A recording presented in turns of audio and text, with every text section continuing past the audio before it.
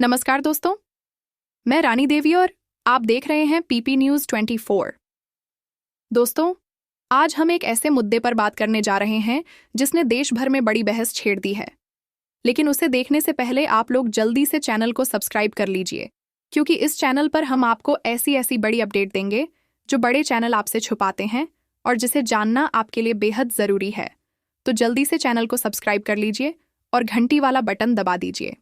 अब चलिए सबसे पहले हम बात करते हैं उस मुद्दे को लेकर जिसने देश भर में बड़ी बहस छेड़ दी है। यह मुद्दा है नेताओं की डिग्री और पारदर्शिता का। जी हाँ, आपने सही सुना।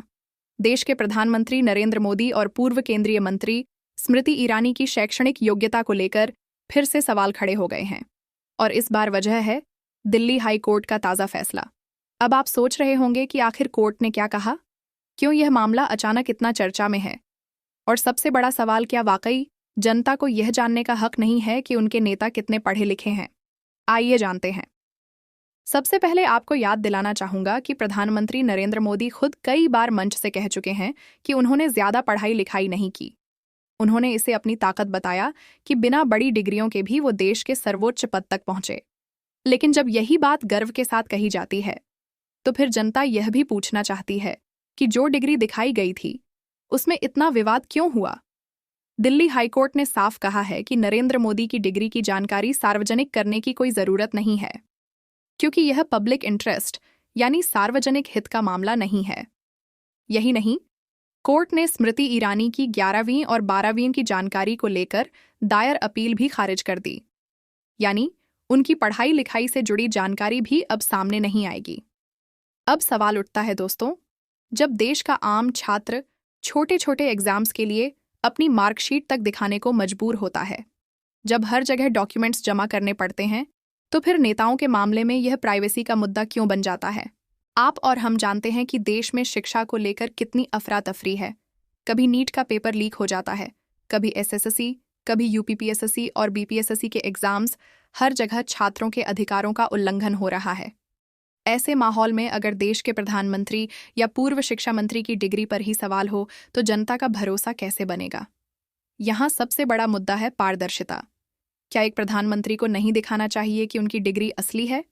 क्या एक शिक्षा मंत्री को नहीं दिखाना चाहिए कि उन्होंने 11वीं और 12वीं पास की है या नहीं? अगर नेता खुद क्लियर नहीं होंगे तो देश की शिक्षा व्यवस्था में पारदर्शिता कैसे आएगी।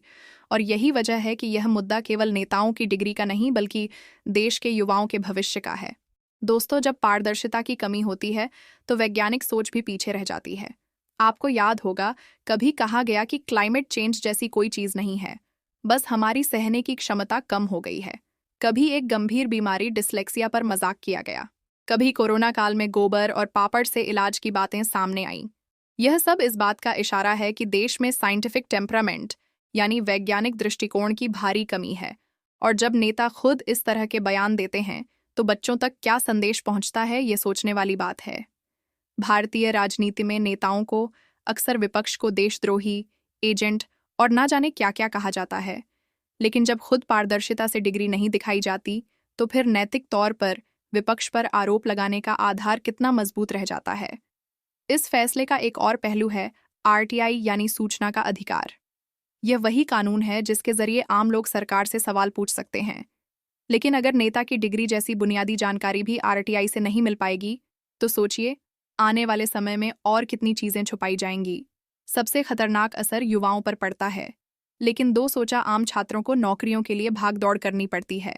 एग्जाम्स लीक होते हैं, लेकिन नेता के बच्चे विदेशों में पढ़ते हैं, वहीं नौकरी करते हैं और आराम से राजनीति में आ जाते हैं। युवा यहाँ बेरोजगारी और पेपर लीक के बीच परेशान रहते हैं और नेताओं की राजनीति हिंदू मुस्लिम के मुद्दों में उलझी रहती है।